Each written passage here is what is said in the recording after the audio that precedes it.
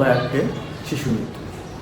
ঘটনাটা ঘটেছিল গত বছর 2025 সালের 24শে মে ব্রাহ্মণবাড়িয়া নানা বাজার থেকে নাতির জন্য শখ করে লিচু কিনে এনেছিলাম। সেই লিচু খেলার ছলে গলার ভিতরে চলে যায় এবং গলায় আটকে যেয়ে জ্ঞান হারায়। পরবর্তী হাসপাতালে নেওয়ার পরে শিশুটি মৃত্যুবরণ করে। আমাদের বাবা মা যারা আছে সন্তানদের খুবই আদর করে, আদরের ছলে যা চায় দেখা যাচ্ছে আমরা শিশুকে সেটাই দিয়ে শান্ত করার চেষ্টা করি। খেলতে গেলে বিভিন্ন রকমের পয়সা, মার্বেল, বোতাম এই ধরনের দিয়েও তাদের শান্ত করার চেষ্টা করি। আর আমরা তাদের শান্ত করার ছলে খেলতে দিয়ে আমরা আমাদের কাজে ব্যস্ত হয়ে যাই। কেউ মোবাইল টিপি, কেউ রান্না করি, কেউ বই পড়ি, কেউ টিভি দেখি। আর এই ফাঁকেই এই ছোটো বাচ্চা অবুঝ শিশু সে মুখে দিয়ে দেখা যাচ্ছে অনেক সময় খেয়ে ফেলে বা গলার ভিতরে আটকে যায়। এসবের বিষয় নিয়ে আজকে আমি আলোচনা করব। আমি ডাক্তার এমআর হাসান, হোমিও চিকিৎসক। তবে যদি শক্ত এবং প্লাস্টিক ধারালো কোনো জিনিস যদি গলায় আটকে যায় তাহলে আপনার সাথে সাথে সেগুলো বের করবেন। বের যদি না করতে পারেন জোরাজোরি করবেন না, প্যানিক হবেন না এবং আপনার ধীরে মাথা ঠান্ডা করে আগে দেখুন যে সেই জিনিসটা গলায় কোথায় আটকে গেছে। বাচ্চাকে সাহস দিন এবং কিছু নিয়ম পালন করুন। প্রথমত টর্চ বা কোনো কিছু দিয়ে হাঁ করান এবং সেটা দেখেন গলায় কোথায় আটকে গেছে। যদি সম্ভব হয় আঙ্গুল দিয়ে বের করবেন, জোরাজোরি করবেন না মোটেও। যদি সম্ভব না হয় তাহলে আপনি নিকটস্থ কোনো হাসপাতালে নিতে পারেন। তবে যদি ডেঞ্জারাস, তার শ্বাস বন্ধ হয়ে যায়, সে কান্না করে, প্যানিক করে, তাহলে তাকে সেটা বের করার চেষ্টা করতে হবে। বের করার কিছু নিয়ম আছে। প্রথমত তাকে উপর করে পিঠে, বুকে হাত দিয়ে পিঠে কয়েকবার 5 বার মতো প্রেশার ক্রিয়েট করুন, চাপ দিন।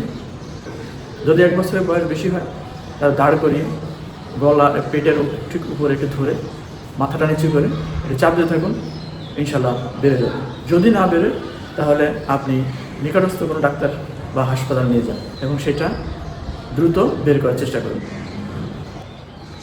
হোমিওপ্যাথিতে সহায়ক হিসেবে এই সমস্যার কিছুটা সমাধান আছে, কিন্তু প্রাথমিক যেটা আছে সেটা আপনাকে হাসপাতালে যেয়ে বা নিজেই সেটা বের করে তারপরে আপনি হোমিও ওষুধ দিতে পারেন। যেমন আপনি হোমিও ওষুধে রোগীর অনেক সময় ভয় পায় এবং সে কান্নাকাটি করে, আতঙ্কগ্রস্ত হয়ে যায়। সেক্ষেত্রে তাকে আপনি একোনাইট 30 ওষুধটা দিতে পারেন, তাহলে তার ভয়, আতঙ্ক এগুলো কেটে যাবে।